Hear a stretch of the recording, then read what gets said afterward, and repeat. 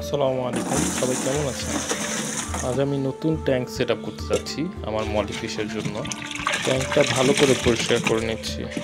ট্যাঙ্কের নিচে বড় ফুটা ছিল, সেটা আমি হোয়াইট সিমেন্ট দিয়ে ফিল আপ করে নিয়েছি। ভালোই মজবুত হয়ে লেগেছে। ময়লা পানিগুলো ফেলে দিচ্ছি। এবার ট্যাঙ্কটা জায়গা মতো নিয়ে সেট আপ করব। আমি আসলে অনেক বছর যাবতীয় খামার করছি। আমাকে অনেক আগের থেকেই অনেকে ভিডিও বানাতে বলছিল। অনলাইনে খামারি ভাইদের সফলতা দেখে আমিও ইন্সপায়ার হই। আমিও ভাবছি এখন থেকে কন্টিনিউ বিভিন্ন ধরনের ভিডিও আপনাদের মাঝে দিব।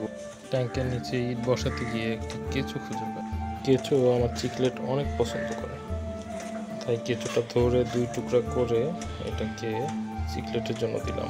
এই যে দেখুন, এখনই চিকলেট ভেসে উঠবে। এই যে চলে এসে খেয়ে ফেলেছে একটা। আবার আরেকটা দিচ্ছি, এটাও দেখবেন আরেকটা এসে খেয়ে নেবে। এই যে আরেকটা এসে খেয়ে নিয়েছে। এখানে আরও কিছু ট্যাঙ্ক আছে, প্রত্যেকটাতে আলাদা আলাদা মাছ রাখা আছে।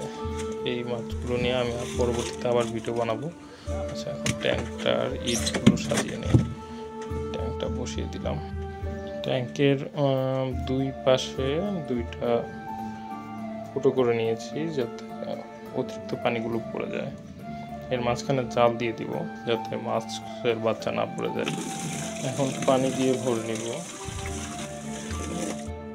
মোটামুটি পানি দিয়ে ভরে গেছে ট্যাঙ্কিটা। এখন এটাতে কিছু প্লান্ট অ্যাড করব। আমি কিছু প্লান্ট কেটে রেখেছিলাম আগেই। এখন এটাতে এই প্লান্টগুলো অ্যাড করে দেব।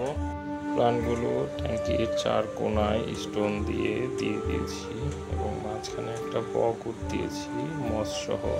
এখন আমি এই যে মলিগুলো এনেছিলাম, মুনটেল গোল্ডেন মলি, একটা অলরেডি পেটের মধ্যে বাচ্চা আছে। এই মলিগুলোকে আমি এখন ছেড়ে দিব।